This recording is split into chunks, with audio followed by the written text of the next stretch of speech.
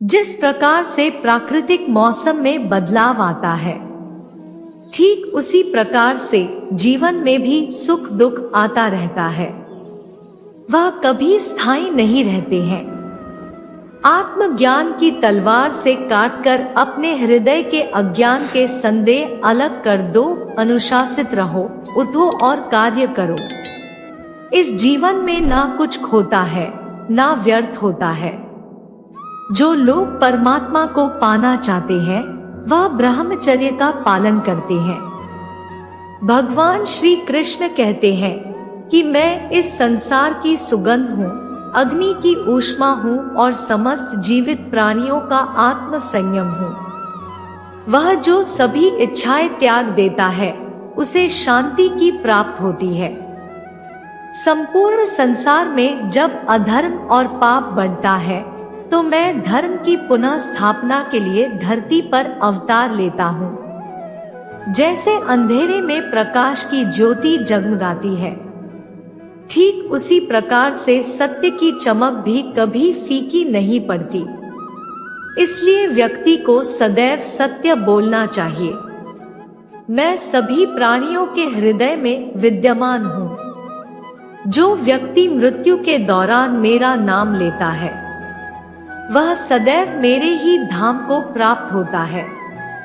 इसमें कोई शक नहीं है। ऐसा कुछ भी नहीं, चेतन या अचेतन, जो मेरे बिना अस्तित्व में रह सकता हो। परिवर्तन ही इस संपूर्ण संसार का नियम है। इसलिए व्यक्ति को कभी अपने वर्तमान पर घमंड नहीं करना चाहिए।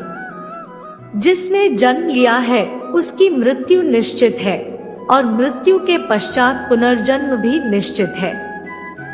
मनुष्य का संपूर्ण शरीर 5 तत्वों से मिलकर बना है: अग्नि, जल, वायु, आकाश और पृथ्वी। और अंत में उसके शरीर को इन्हीं 5 तत्वों में ही विलीन हो जाना है। व्यक्ति को अपने आप को सदैव ईश्वर को समर्पित कर देना चाहिए।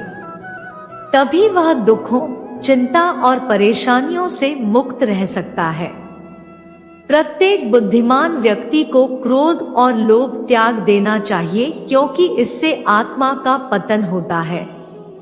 तुम बिना किसी कारण के चिंता करते हो और बेवजह ही घबराते हो। तुम तो आत्मा हो, जिसे ना तो कोई मार सकता है और ना ही जला सकता है। यही जीवन की सच्चाई है, जिसे प्रत्येक व्यक्ति को जानना चाहिए। न तो यह शरीर तुम्हारा है और न ही तुम इस शरीर के मालिक हो। यह शरीर 5 तत्वों से बना है: आग, जल, वायु, पृथ्वी और आकाश। एक दिन यह शरीर इन्हीं 5 तत्वों में विलीन हो जाएगा। कर्म योग का महत्व। भगवत गीता कर्म योग के महत्व पर जोर देती है, जिसका अर्थ है कि बिना फल के आसक्त हुए निस्वार्थ भाव से कर्म करना। पुरस्कार या मान्यता की किसी अपेक्षा के बिना अपना कर्तव्य करने पर ध्यान केंद्रित किया जाता है। आत्मा की प्रकृति। भगवत गीता के अनुसार आत्मा शाश्वत और अविनाशी है। यह शरीर या मन के कार्यों से प्रभावित नहीं होता है और भौतिक दुनिया से परे मौजूद होता है। आत्मज्ञान का महत्व। गीता आत्मज्ञान या आत्मज्ञान के महत्व पर जोर देती है। इसका अर्थ है स्वयं के वास्तविक स्वरूप को समझना और यह समझना कि यह शरीर और मन से अलग है। भक्ति योग का महत्व। भक्ति योग भक्ति और ईश्वर के प्रति समर्पण का मार्ग है। गीता सिखाती है कि ईश्वर की भक्ति आध्यात्मिक ज्ञान और मुक्ति प्राप्त करने का एक शक्तिशाली साधन है। गुरु की भूमिका। भगवत गीता आध्यात्मिक विकास और ज्ञान के मार्ग पर छात्र का मार्गदर्शन करने में गुरु या आध्यात्मिक शिक्षक के महत्व पर जोर देती है। ईश्वर की प्रकृति। गीता सिखाती है कि ईश्वर आसन्न और पारलौकिक दोनों है, एक ही समय में सभी चीजों में मौजूद है और उनसे परे है।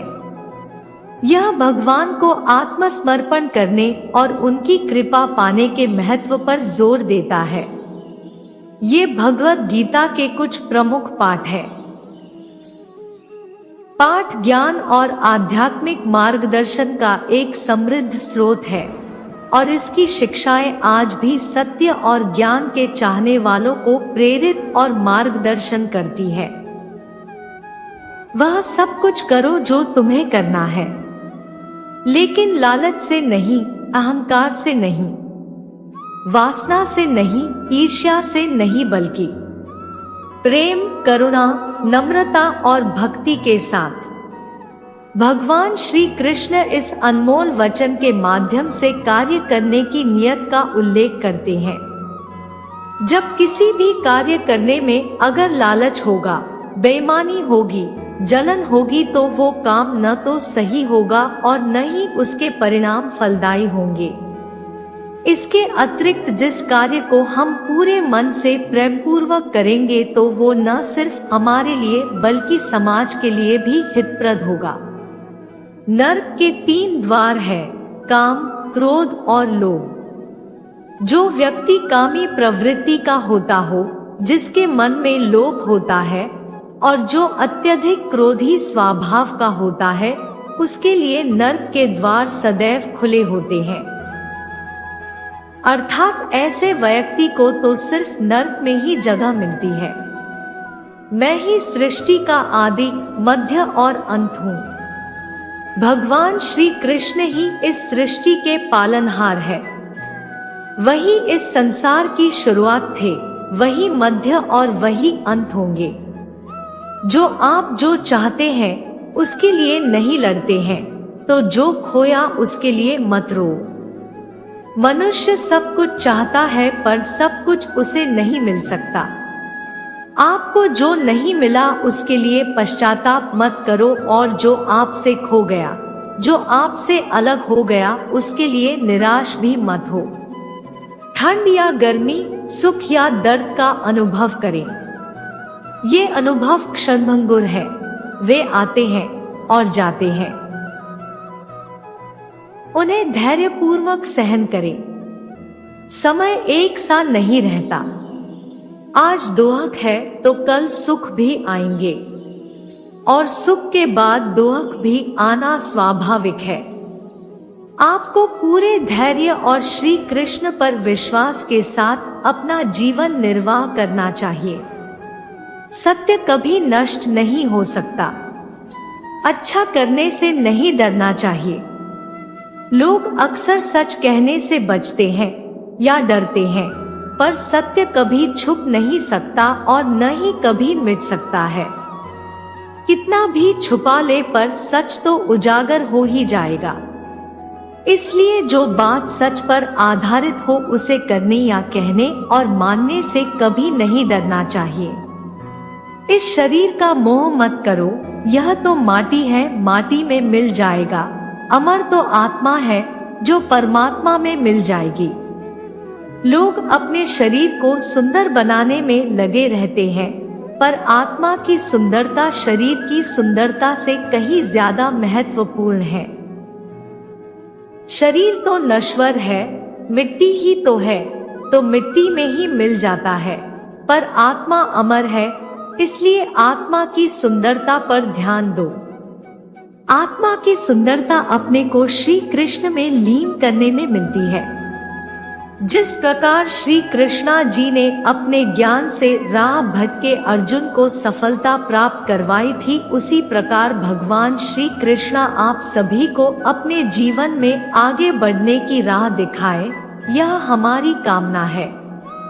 श्री कृष्णा जी के ज्ञान से आपके जिंदगी को रोशनी मिले, इसलिए अपने परिवार और दोस्तों को शेयर करके इस ज्ञान को और बांटे, क्योंकि ज्ञान बांटने से ही बढ़ता है। दोस्तों, इस वीडियो में इतना ही। मिलते हैं अगले वीडियो में। अपना ख्याल रखिएगा। जय श्री कृष्णा।